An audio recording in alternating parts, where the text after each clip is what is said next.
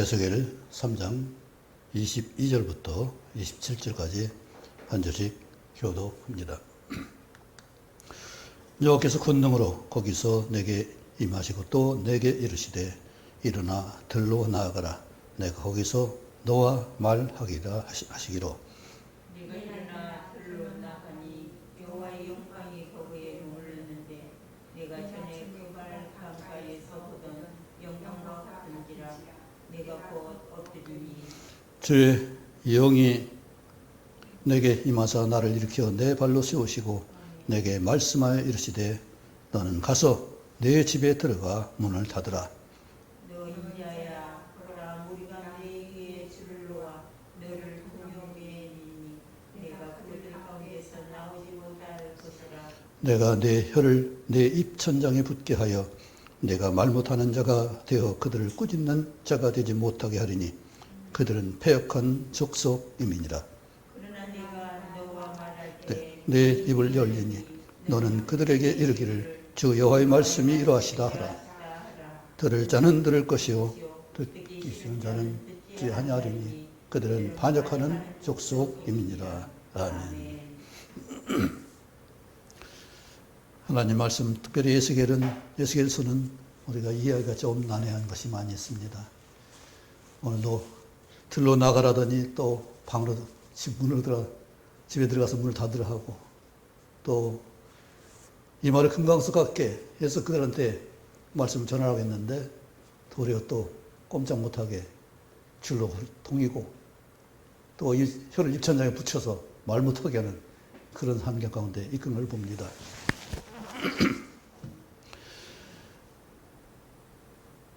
그리고 3장은 4장과 5장과 연결이 됩니다. 왜냐하면 왜 이렇게 하나님이 허용하지 않는 것은 할 수 없는 분명한 전제 조건이 있어요. 먼저 우리는 주의 영광을 봐야 됩니다. 그러기 위해서는 들로 나가야 돼요. 닫히고 막힌 곳이 아니라 터진 곳으로 나가서 거기서 뭘 봤어요? 에스겔이 하나님의 영광을 봤습니다. 들로 나가야 되는 역사가 있어야 돼요. 그래서 내 안에 갇혀 있으면은 나를 볼 수가 없어요. 웅장한 산을 볼 때, 아, 나는 이렇게 작구나 하는 것을 볼 수가 있어요. 훌륭한 분을 봤을 때, 아, 내가 너무나 모자라구나. 이걸 볼 수가 있어요. 하나님 영광 봤을 때, 들어나가서 뭘 봤어요? 여호와의 영광이 거기 머물러 있다고 했어요. 이걸 볼 수 있어야 나를 볼 수가 있어요. 하나님이 우리를 이처럼 눈을 열어주는 역사가 나를 가두고 있는 그 울타리를 다 걷어내야 돼요. 그리고 하나님 말씀 미리 주셨는데 사람을 만나라 하지 않고 들러 나가서 하나님의 영광을 다시 확인하는 역사. 맨 처음에 영광을 봤습니다. 두 번째 봤습니다. 세 번째 또 오늘도 여기서도 똑같은 그 영광을 볼 수 있는 역사예요. 우리 내가 어떻게 권능을 행할 수 있어요? 내가 어떻게 주의 말씀을 전할 수 있어요? 주의 영광이 충만한 그 힘을 입어야 가능한 일이죠. 말씀의 은혜를 입어야 되는 일이고 성령의 인도를 받아야 우리는 이해할 수 있는 일이에요. 그렇지 않으면 내 자랑 되는 것이고 내 중심의 말을 할 수밖에 없어요. 우리가 같은 말씀을 보고도 이렇게 말하고 저렇게 말할 수 있습니다. 그것은 한 가지를 가지고 여러 관점을 볼 수도 있어요. 그런데 그렇게 보는 것이 아니라 두세 가지 종합해서 한 가지를 볼 수 있어야 돼요. 하나님 말씀은 어떤 면은 이해가 안 되는 것 상당히 많이 있습니다. 에스겔서도 마찬가지. 하나님 영광을 봤는데 그 다음에 금강석 같은 그런 권위를 가지고 전파하고 있는데 오늘 3장에서는 또 사람에게가 아니라 들로 가서 하나님 영광을 보라고 말하고 있고 또 집 안으로 들어가라고 말하고 있어요. 그리고 꼼짝 못하게 만들어요. 그리고 마지막으로 너가 말할 때만 내 입을 내가 열어주겠다 이렇게 말씀합니다. 이 원칙을 우리는 지킬 수 있어야 돼요. 내가 하고 싶은 말, 내가 하고 싶은 일이 아니라 하나님께서 미리 알게 하시고 정해진 그 일을 하는 거예요. 그것이 우리가 말하고 있는 내가 곧 길이요, 진리요, 생명이라는 그 원칙, 대원칙 가운데 사는 거예요. 예수를 떠나는 것은 길도 아니고 진리도 아니고 생명도 아니에요. 모든 것은 하나님의 창조 형상대로 지금도 똑같이 그 일을 반복하고 있어요. 사람도 자녀를 낳고 또 자녀를 낳고 자녀 낳고 똑같은 하나님의 형상대로 지음받은 창조의 그것을 계속 이어가고 있어요.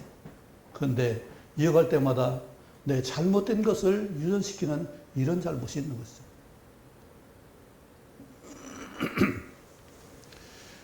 우리는 하나님의 영광을 볼 수 있기 바랍니다.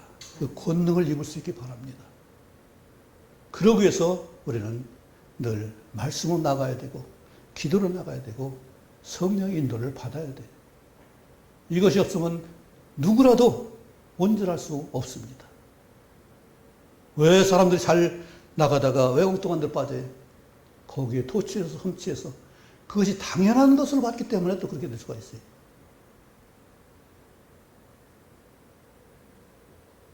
사도 바울은 오히려 죄 가운데 은혜가 넘쳤다고 했어요.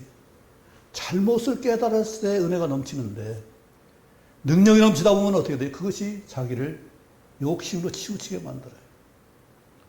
야고보 형제가 그랬죠. 네. 욕심이 잉태하면 죄를 낳는다고 했습니다. 욕심이 왜 나와요? 시험이 바로 이것을 허용했기 때문에 하나님이. 그런데 사탄이 이걸 가지고 타고 들어와요. 욕심 문제만 해결하면 우리는 그렇게 우리는 힘들 일이 없어요. 왜요? 하나님 주신 형상의 본능이 있고 권능이 있고 지혜와 총명과 신성이 있어요. 동물에게는 없는 그런 신령한 지혜와 총명이 있어요. 그렇기 때문에 우리는 하나님 말씀을 하나님의 생 뜻을 우리한테 채울 수가 있어요. 동물한테는 아무리 말해도 속에 경질기처럼 소용없는 일이에요. 사람에게만 하나님의 말씀을 받을 수 있는, 약속을 받을 수 있는, 순종할 수 있는 그 기회가 주어지는 역사죠. 우리는 그 일을 위해서 나를 가두는 일이 아니라 개방해서 드러내서 하나님 앞에 나갈 수 있기 바랍니다. 시편 139편에 그랬죠. 내가 어디로 가서 숨을 수 있을까? 바다 끝에 속에 있을지라도 땅 끝에 갈지라도 하나님 계시지 않은 곳이 있다고요? 지구공에도 있다고요? 네. 어디든지 계시는 하나님 우리는 피하여 숨을 수가 없다는 사실을 분명히 말하고 있습니다. 그렇다면 나를 가둬봐야 소용이 없는 일이에요. 저도 말했지만 시편 139편에 내 숨은 허물을 드러나게 해달라고 기도가 얼마나 어려웠어요. 야, 저런 기도도 할 수 있네. 근데 하나님 알면은 안 할 수가 없어요. 다 아시는데 하나님 말씀하기 전에 내가 먼저 말해야지. 그게 순리 아니겠어요? 우리 부모한테 잘못할 때가 많이 있을 것입니다. 숨기는 게 많이 있을 수 있어요. 근데 부모님이 알고 있다면은 야단하기 전에 내가 하면은 칭찬해두고 사랑이 풍성하게 쏟아지지만은 부모가 말할 때까지 기다리면은 매가 떨어지죠. 정말 혼쭐나게 야단 맞을 겁니다. 기회가 있을 때 우리는 먼저 주님에 나가서 나의 잘못을 고할 수 있는 이것이 고백이 하나님 권위를 알 때, 영광을 봤을 때만 가능한 일이에요. 에스겔이 훌륭해서, 모세가 훌륭해서 하나님 영광을 본 것이 아니라 하나님 포기하셨기 때문에 가능한 일이고 보여주셨기 때문에 그렇게 되는 일이에요. 그런 은혜를 잊길 바랍니다. 하나님이 나에게 일을 맡길 수 있는 그런 존재가 될 수 있도록 나를 준비할 수 있어야 돼요. 그리 뭐예요? 영광을 봤으면은 내 집 문에 들어가서 집에 들어가서 문을 닫아야 돼요. 나와 주님과는 대면하는, 나를 돌아보는, 나를 살필 수 있는 그 시간이 있어야 돼. 나를 알지 못하면은 아무리 좋은 일도 소용이 없어요. 그렇잖아요. 내 속에 더러운 것이 있고, 내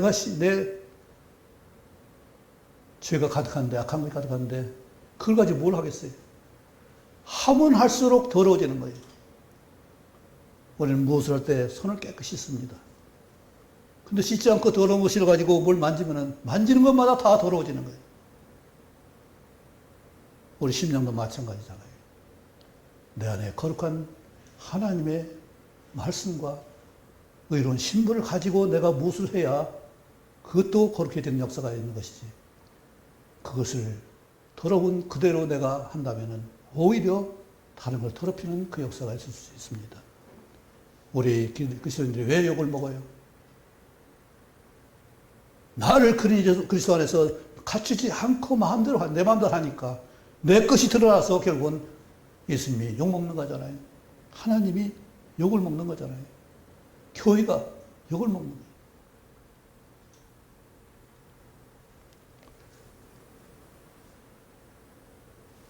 천주교하고 불교는 묵상을 많이 합니다. 조용한 시간을 많이 보내요. 관상기도도 합니다.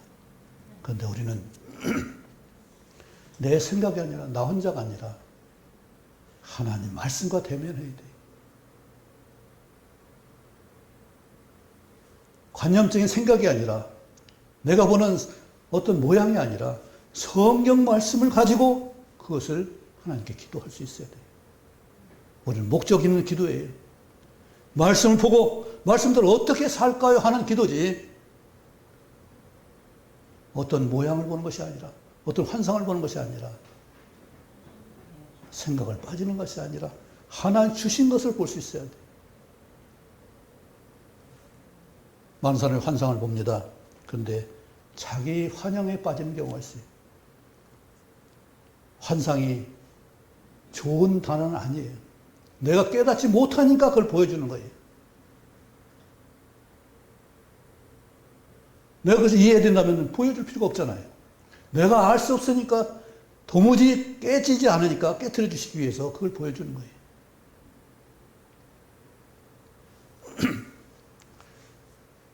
내 집에 들어가서 문을 닫고 다른 것을 방해받지 않도록 나를 볼 수 있는 그 시간을 가지시기 바랍니다. 하나님이 나를 살펴서 내가 준비되면은 얼마든지 하나님 쓰시는 역사가 있죠. 그런데 나를 살펴도 또 문제가 하나 있는 것이, 주위의 사람들이 너를 동요매리니 줄로 와서 꼼짝 못하게 만들어요. 지금 우리 전도할 때 말이 자연스럽게 나올 수 있어요? 참 말이 안 통해요. 전달이 안 돼요. 뿐만 아니라 또 말 못하는 자가, 혀가 입천장에 붙어가지고 굳어가지고 말이 안 돼요.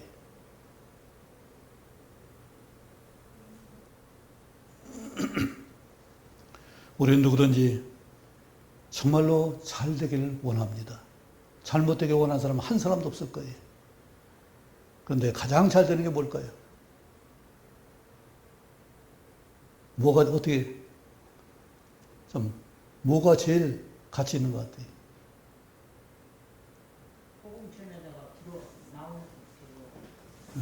사람을 얻는 것, 양육할 수 있는 것, 생각하고 번성하는 일이 있죠. 그러기 위해서는 우리가 성장을 해야 됩니다. 성장이 돼야 생존 능력도 있고 생육 번성의 그런 능력도 되는 거죠. 그래서 예수님도 어떻게 하셨어요? 지혜와 키가 자라며 하나님과 사람에게 사랑스러워 가시다고 누가복음 2장에 말씀했습니다. 이렇게 성장을 해야 돼요. 그런데 우리가 나이가 들면서 옹고집이 돼서, 맞아요. 네, 딸애가 나더러 고집쟁이라고 그래요.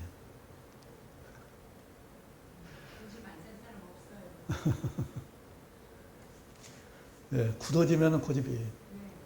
그런데 예, 저는 그렇게 생각해요. 다 고집이 있다고. 아, 그럼요. 그런데 우리는 원칙이 고집이 아니라 원칙이에요. 하나님의 약속은 원칙이에요. 근데 자기 주장이잖아. 그런데 그걸 다른 사람 볼 때는 우리 그리스도인들을 외부에서 볼 때는 고집쟁이라고 본다고요. 그게 모른다고요. 근데 고집이 나쁜 건 아닌데. 그러니까 어떤 일이 원칙을 아까 말씀드렸듯이 요한복음 14장 6절에 되어 있는 것은 길과 진리와 생명을 지키는 것은 원칙이에요. 그런데 세상 사람은 이걸 고집이라고 본다고요. 타협을 봐야 되는데 고집을 본다고요. 이건 변할 수 없는 거거든요. 우리가 생존하려면 생존 조건이 원칙이 돼야 돼요. 공기가 있어야 돼요. 산소가 있어야 돼요. 또 물이 있어야 돼요. 그리고 양식이 있어야 돼요. 음식이 있어야 돼요. 근데 음식과 물과 공기가 있다고 했을 때나요? 거기에 생명의 영의 양식이 있어야 돼요. 이게 없으면 우리는 성장할 수 없습니다. 몸이 아무리 커도 그 안에 영원한 것이 없다면, 참이 없다면, 하나님 갈 수 있는 길이, 기도할 수 있는 길이 없다면 소용없는 일이잖아요. 예수님이 아니면 길과 진리와 생명이 될 수가 없거든요. 그분이 우리에게 오셨기 때문에 우리가 하나님께 갈 수 있는 길이 열렸잖아요. 그분이 성령을 보내줬기 때문에 우리가 우리 안에서 내주신 성령을 따라 인도를 받을 수 있는 거잖아요. 또 마지막에 주님 오셔서 나를 변화시켜서 하나님 볼 수 있는 그런 나를 만들어 주셔야 우리는 천국에서 전국 힘이 되는 것이지 내가 하고 싶다고 되는 것이 아니잖아요. 우리 무거운 몸이 1m 땅에 올라갈 수 있어요? 지붕에 올라갈 수 있어요? 사다리 타고 올라가면 되겠지만은 그냥은 안 되잖아요. 근데 예수님 어디 갔어요? 구름 타고 올라가시잖아요. 변화된 몸으로는 가능하잖아요. 우리도 부활해서 변화된 몸이 됐을 때는 틀림받을 수 있는 역사가 있는 거죠. 천국 시민으로 갈 수 있는 그 역사가 성경에 분명하게 우리 낮은 몸을 그리스도 예수의 영광의 형체같이 변케 하시는 역사를 우리에게 이루실 것을 말씀하고 있죠. 이렇게 우리는 성장의 필요가 있는데 그건 말씀으로 되는 일이고 성령으로만 되는 일이에요. 몸은 우리는 커봐야 30대 이전에 다 크고 더 이상은 안 커요. 저는 그런데 60대 2cm 컸어요. 어떻게 해요? 몸을 바로 하니까 커지더라고요. 구부리지 않고 바로 하니까 커지더라고요. 그게 보통 71cm, 171였는데 173 이렇게 커졌어요. 더 보이는데 맨날 173. 아니, 건들 재니까 그거 좀 쉽게 벌써 잴 수 있는 거니까. 이렇게 클 수 있는 것은 우리 관절이 늘어나면 엄청 늘어나요. 제가 그 허리가 안 좋아서 하던 이걸 척추 느리는 데를 가서 했는데, 네, 30cm가 늘어나더라고요. 겨드랑이부터 발목까지 이렇게 내는데, 그렇게 늘어나더라고요.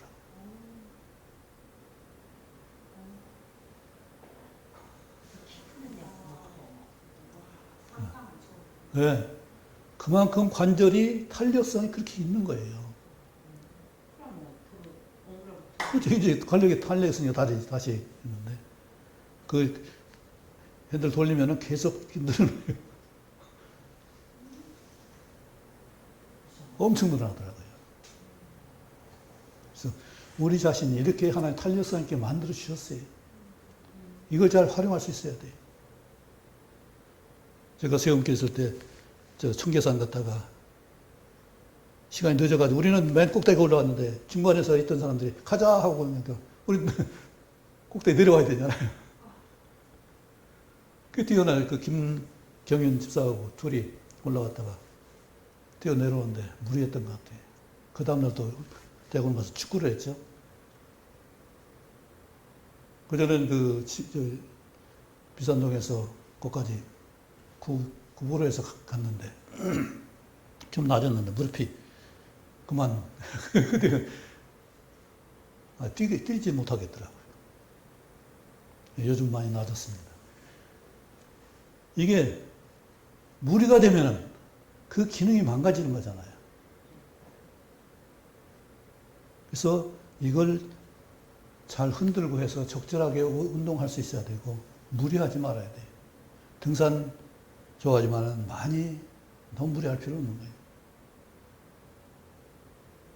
어쨌든 우리 몸은 적응할 수 있게 됐는데 적응하는 그 일을 잘 준비해야 우리 클 수 있어요. 그것이 바로 내 속에 있는 더러운 것을, 잘못된 것을, 부정적인 요소를 없애버려야 되는 얘기예요. 하나님은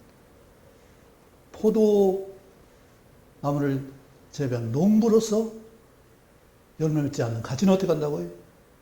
재버리신다고 요한복음 15장에 분명히 말씀하고 있습니다. 우리도 마찬가지예요. 열매를 맺지 못하게 하는 욕심덩어리를 벗어내고 잘라내지 않으면 우리는 성장할 수 없습니다. 기운이 다 걸려가 버려요.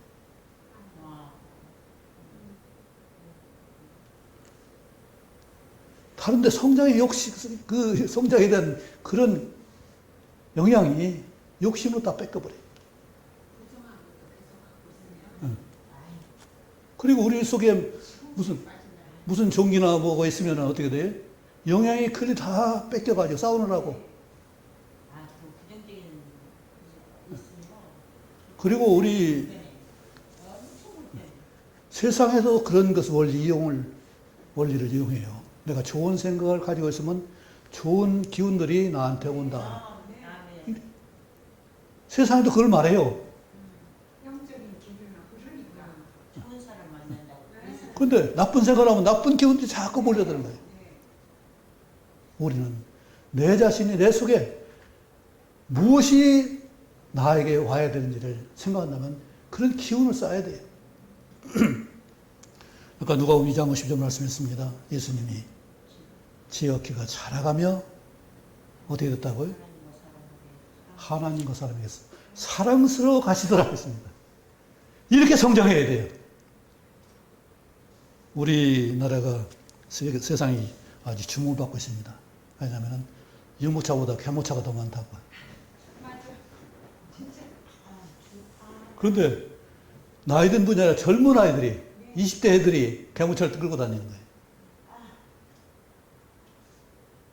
왜 그래요? 사랑스러우니까 그래요. 이쁜 짓을 하니까 그렇다고요. 그런데 그런 사람한테 개모차 탄 사람한테 그 얘기해봐요. 큰일 나죠. 아이고. 그렇죠. 자식점 투자하는 거예요. 걔들은. 지난번 제 딸애가 자기 친구 호주 언니 개를 3마리가 되면 3천만 원 들었다고 하더라고요. 호주에 들여오는데. 그런데 그걸 버리지 못하고 그렇게 지금도 애지중지하는 거예요. 우리가 그 가치가 아름다우니까 사랑스러우니까 할 수 있어요. 근데 그것을 하나님이 기뻐하시느냐고요. 사람 사랑하는 것보다 애완동물 사랑하는 것이 정말 가치가 있느냐고요. 사람에게 투자해야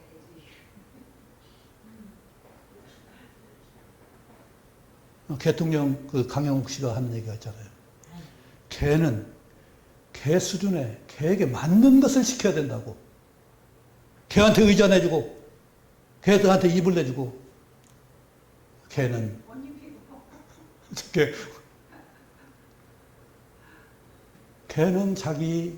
동물은 자기가 살 수 있는 환경을 다 가지고 조건을 가지고 자기 본능을 다 가지고 있어요.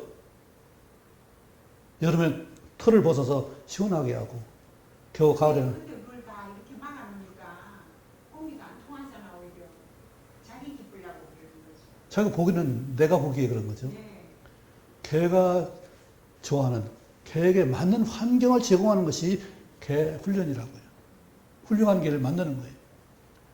개를 갖다가 그렇게 사람 대접하면 이게 사람인 줄 알아요. 우리 성경에도 그런 말씀이잖아요.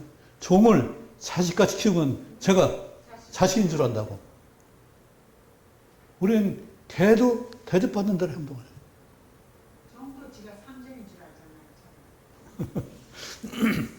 그런 착각을 하지 않도록 본분에 맞게 대접할 수 있어야 돼요. 우리 사람 대접도 마찬가지예요. 무조건 잘해주는 것이 아니라 그에게 맞는 것을 해줘야 돼요. 우리나라는 아주 이제 떼쓰는 문화로 바뀌었어요. 떼거지는 문화로. 떼쓰면 해주니까.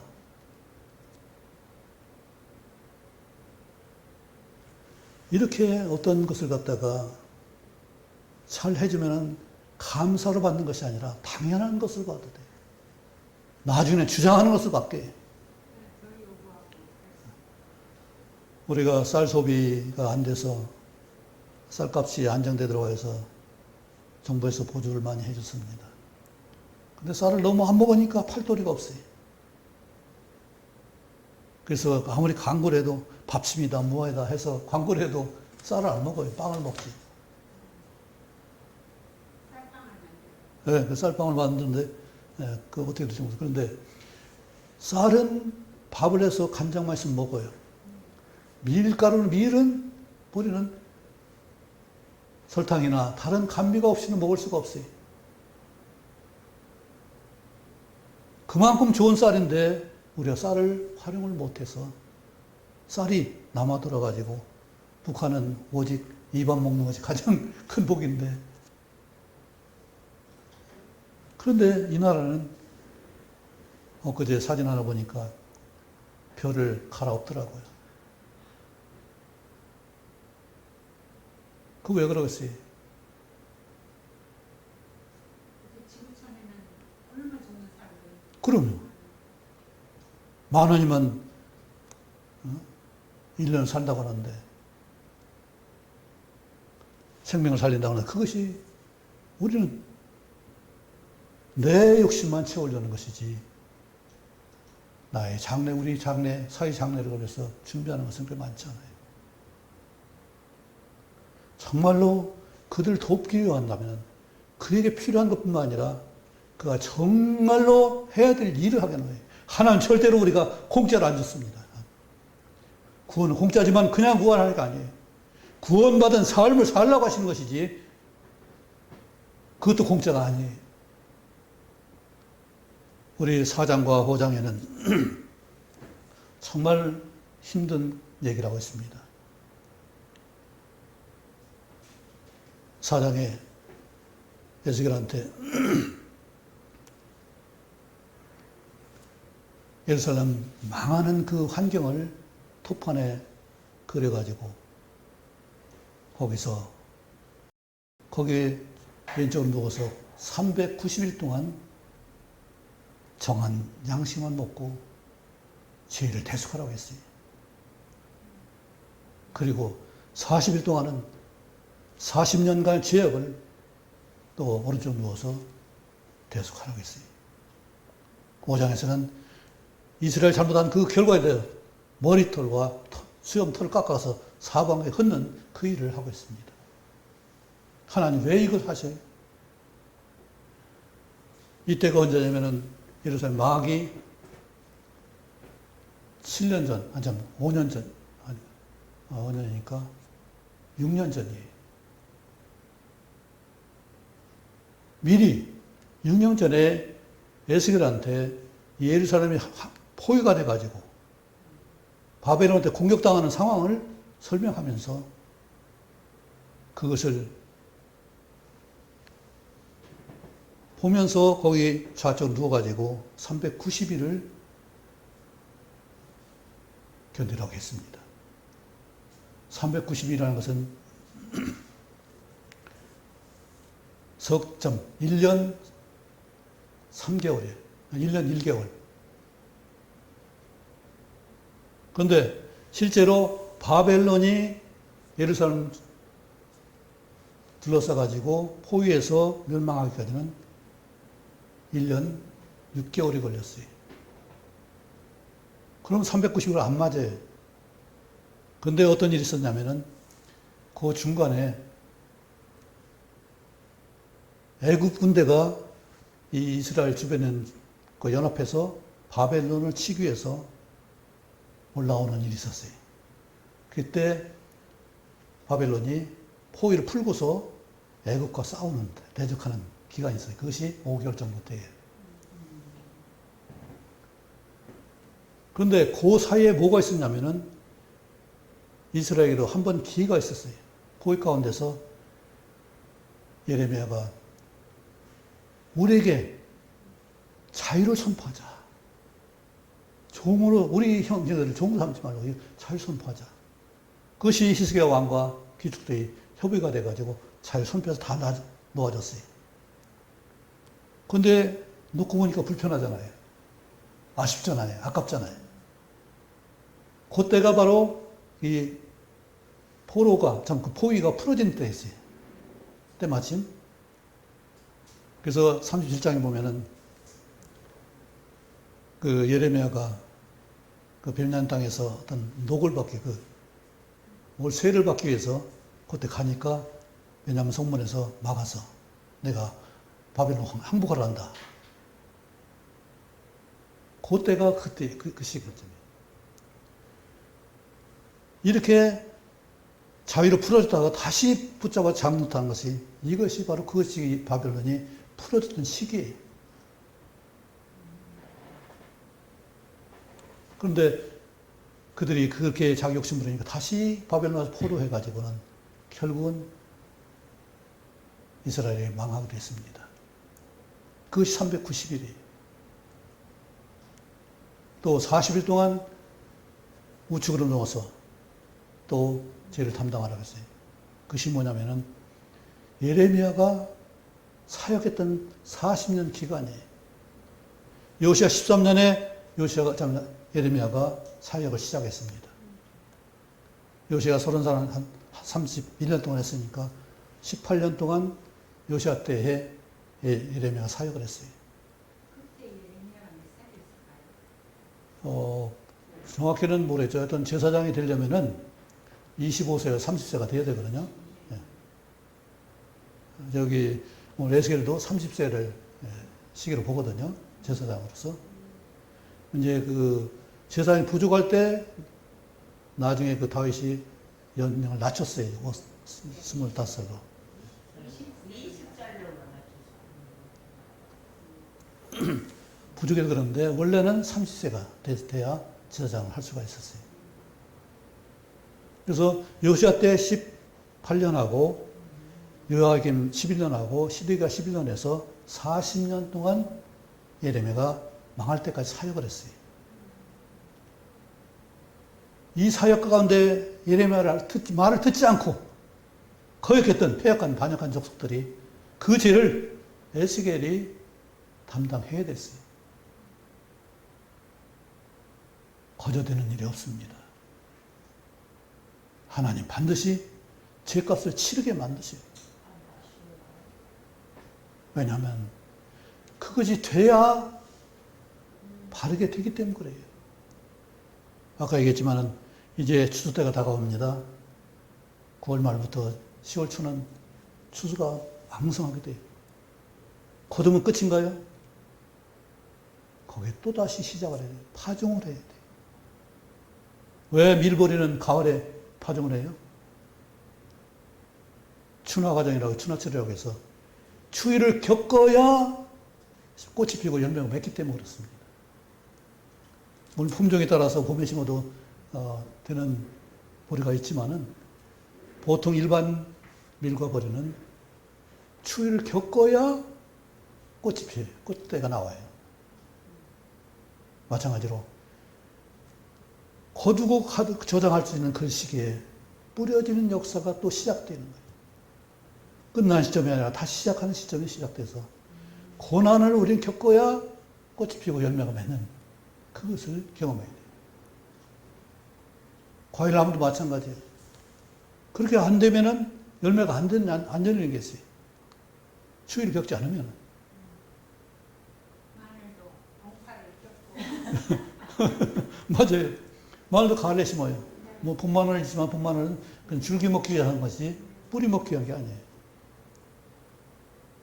이처럼 추위를 겪는 거, 어려움을 겪을 때 내가 변화된 역사가 있는 것이고 아멘. 거기에 견고하게 생각하고 본성의 역사가 있어요. 우리 자녀를 양육할 때 쉽게 양육하는 분 한 분도 없을 거예요. 그러나 그것이 내가 성장하는 기회가 되고 또 함께 할 수 있는 역량이 커지는 것을 말하고 있죠. 내 수준을 생각하면 자녀 양육을 잘 할 수가 없습니다. 내 수준도 커야 되고 자녀 수준에 맞춰서 나를 키워놔야 감당할 수가 있죠. 우리 함께 하는 게 얼마나 어려워요. 고통의 멍에 그래서 고통의 멍에는 성장의 멍에라고 한번 생각해 보시기 바랍니다. 그렇죠? 그 위기는 기회라고 말은 어렵지만은 정말로 그 상황 가운데 대처할 수 있으면은 내가 크는 거예요. 그렇죠? 견뎌내면은 우리는 그만큼 성장하는 거예요. 우리 믿음은 성장한다고 그래요. 믿음은 그냥 들어오는 것이 아니라 어떤 일을 겪어서 경험해보고 아 이렇게 되는구나 하면 그 단계에 올라서서 그 다음으로 더욱더 좀 더 잘하는 역사가 믿음이 자라는 거예요. 우리는 그런 것이 있어야 견고한 성장을 할 수가 있어요. 바른 열매를 맺을 수가 있는 것이고. 오늘 에스겔은 이제 주님이 말하게 할 때, 내가 너와 말할 때에 내 입을 열라. 이 역사가 우리에게 기원합니다. 하나님 말하게 하실 때, 하나님이 기회를 주실 때, 그때 하는 거예요. 그래서 죄를 담당해서 이스라엘이 이렇게 망할 것이다. 미리 6년 전에 미리 말해주고 그리고 이스라엘 죄에 대해서 낱낱하게 25장까지 그것을 난단하게 지적하시죠. 너는 이거 잘못했다. 이거 잘못했다. 잘못을 25장까지 약 20장에 걸쳐서 이스라엘 잘못을 지적하고 있어요. 그리고 주변 나라들을 위해서 지적합니다. 그리고 회복의 역사를 쓰시 새성년과 그리고 생명수가 흘러나오는 하나님의 복을 온전한 회복을 말씀합니다. 이처럼 내가 감당하지 못하면은 그것을 내가 그 짐을 지지 못하면은 내 것이 되지 못하는 역사예요. 하나님 왜 엄청나게 크시고 엄청난 분이세요? 날마다 내 짐을 지어주시기 때문에 그래요. 우리 짐을 지시기 때문에. 예수님이 왜 크신 분이 우리 짐을 지시고 십자가를 지셨기 때문에 크신 분이. 물론 능력도 전능하시지만 나를 위해서 그렇게 해주셨기 때문에 크신 분이고 엄청난 분이잖아요. 우리도 나 자신을 돌아봐서 그렇게 성장하는 그런 삶을 살고 다른 사람을 케어할 수 있는 그런 능력자, 정말 도와줄 수 있는 그런 여유로운 권능자가 될 수 있기를 원합니다. 아멘. 그리고 하나님 말씀이 내게 임했을 때 주님이 열려주시는 그 입을 통해서 주신 말씀을 선포할 수 있는 우리 모두가 되기를 바랍니다. 아멘. 내가 시간 정하는 것, 기회 정하는 것이 아니라 하나님 시간과 기회와 기능을 열어주실 때 일을 할 수 있을 믿습니다. 주님이 나와 말씀하실 때가 말한 내 입이 열리는 때에 주님이 나에게 깨닫게 하신 때가 바로 내 입을 열리는 때에 그걸 기다리시고 기도하시기 바랍니다. 지난주에 우리 기도의 7가지를 말했습니다. 내가 성장할 수 있는 것 한번 좋은 목표를 7가지를 적어보세요. 정해보세요. 그리고 수술까지 한번 하나님께 매달려 보세요. 내가 그렇게 큰다면, 그렇게 성장한다면 정말 대단한 일이 아니겠어요? 정말 소망스러운 일 아니겠어요? 우리 자손들에게 뭘 물려줄 수 있을까요? 내가 하나님의 말씀에 순종하는 순종의 본을 보여줄 것이죠. 그리고 말씀대로 사는 품이 있는 인격을 보여줄 수 있을 것입니다. 하나님이 우리의 사람마다 품격이 있는 분이 있어요. 그런 품격을 자손에게 물려주시기 바랍니다.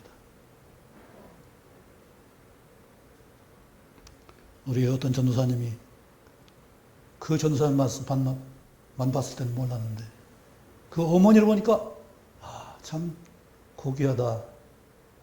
참 안정되어 있다. 제가 뭐 TV에 보니까 아내가 보고 있어 봤더니 성악가가 어머니인데 딸도 같이 성악가인데 치매가 왔어요, 어머니가. 치매로 잘 모르는 엄마하고 딸이 무대에 나와서 같이 그 노래를 합니다. 근데 그 어머니가 어땠어요?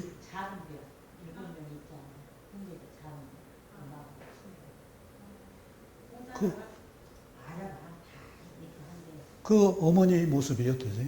품위가 있잖아요. 그 딸도 품위가 있더라고요. 이것이 유전되는 품격이 있는 삶을 내 자신이 갖추고 또 유전할 수 있는 우리 어머님, 아버님 다 되시기 바랍니다. 이것이 있으면은 정말로 나 자신도 하나님 앞에 나를 살펴볼 때 하나님 감사가 나올 수 있지 않겠어요? 하나님 이렇게 나를 만들어주셔서 감사합니다. 사도 바울이 했듯이 나의 나된 것은 은혜로 된 것이라는 것을 고백을 하셔서 나됨에 대해서도 감사할 수 있고 찬양할 수 있길 바랍니다. 품격을 갖출 수 있는, 그래서 주님이 입을 열어주시는 역사가 우리에게 간절히 원합니다. 기도하겠습니다. 아버지 하나님, 우리에게 내 생각대로, 내 기분대로, 내 때를 마음대로 하는 것이 아니라 하나님 정한 시간에 정한 기준을 갖추고서 하나님 말씀하기엔 때에 우리가 주의 말씀을 선포할 수 있고 주의 일을 할 수 있도록 도우시기 원합니다. 참으로 답답하고 힘든 그 일을 우겨싸움을 당할 때에도 주님께서 참게 하시고 기다리게 하시고 뜻이 있는 줄 알 때에 정말로 어려운 일도 견뎌내고 이겨내서 하나님의 말씀대로 하나님의 뜻대로 하나님 원하시는 일을 기뻐하시는 일을 우리가 감당할 수 있기를 원합니다. 또 그 일을 우리가 기쁨으로 해서 우리 즐겁게 신나고 정말로 하나님 보람된 인생을 살 수 있는 저희들에게 도우시옵소서. 그래서 우리 함께하는 자들이 복을 누리고 함께하는 그들이 하나님의 영광을 돌 수 있는 그 역사가 우리에게, 우리 가정에게, 우리 이웃에게, 형제에게 함께할 간증을 하고 진정한 하나님의 사람으로서, 말씀의 사람으로서, 성령의 사람으로 살도록 도와주옵소서. 예수님 이름으로 기도합니다. 아멘.